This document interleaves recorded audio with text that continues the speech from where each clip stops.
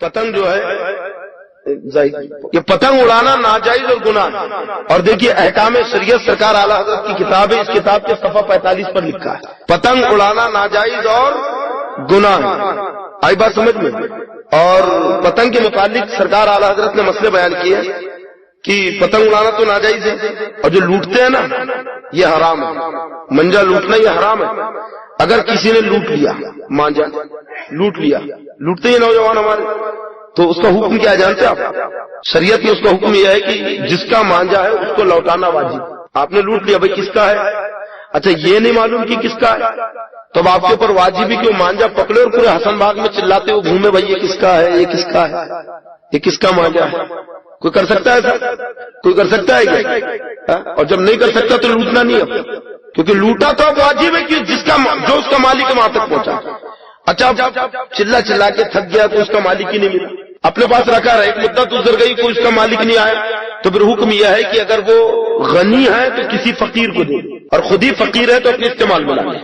اگر اس نے مانجا لوٹا اور اعلان نہیں کیا, کپڑے اس مانجے سے اس نے کپڑے سلائے اور پہن لیے, اعلیٰ حضرت لکھتے ہیں کہ اس کپڑے پر اس کی نماز نہیں ہوگی, اس کی نماز مکروہ تحریمی ہے.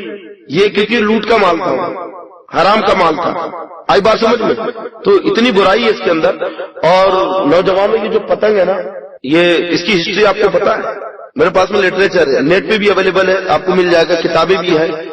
یہ پتنگ کی جو ایجاد ہوئی ہے کیوں ہوئی ہے؟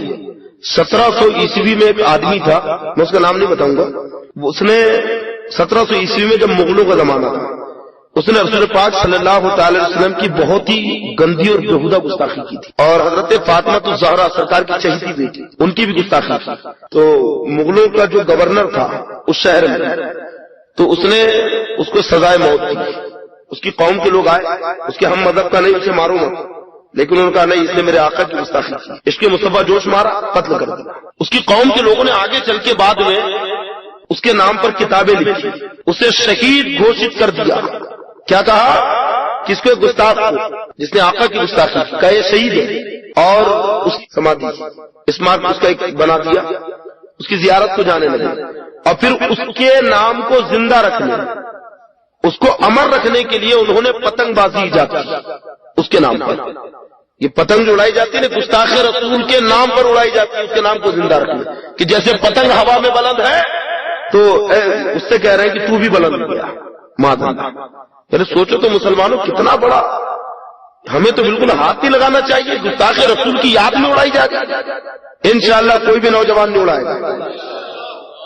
اور بچوں کو بھی روکیں گے. جی میں کہتا ہوں آپ بچوں کی چکریاں جلا دو, پتنگ پھاڑ دو, کوئی آپ کو ظالم نہیں بولے گا, انشاءاللہ کوئی ظالم نہیں بولے گا. اس لیے کیونکہ آپ ایک برائی سے روک رہے ہیں. بدلے میں بچوں کو کپڑے پہنا, ایک بیٹا چل نئے کپڑے دلاتے, تو جو بول وہ کرتے, لیکن پتنگ نہیں, اس لیے کیونکہ گستاخ کی یاد میں اڑائی جا رہی ہے. اور پھر پتنگ سے اتنا بڑا نقصان ہے, دیکھو کسی کا گلا کٹ رہا ہے, یہ بچے کا گال کٹ گیا, یہ پرندے کٹ کے گر رہے ہیں. ہو سکتا ہے آپ پتنگ اڑا رہے ہیں, آپ کا دھاگا کٹا اور وہ دھاگا کسی کے گلے پہ سے گزر گیا, اس کی جان چلی گئی. ارے آپ کے دھاگے سے ہو سکتا ہے کسی کی جان چلی جائے, کوئی یتیم ہو جائے, کوئی عورت بیوہ ہو جائے, کوئی ماں باپ بے سہارا ہو جائے, بے خبری میں آپ کسی کے قاتل بن جاؤ, ہو سکتا ہے کہ نہیں؟ تو ایسا لعنت والا کھیل اسلام میں جائز نہیں ہو سکتا. تو انشاءاللہ آپ اس سے دور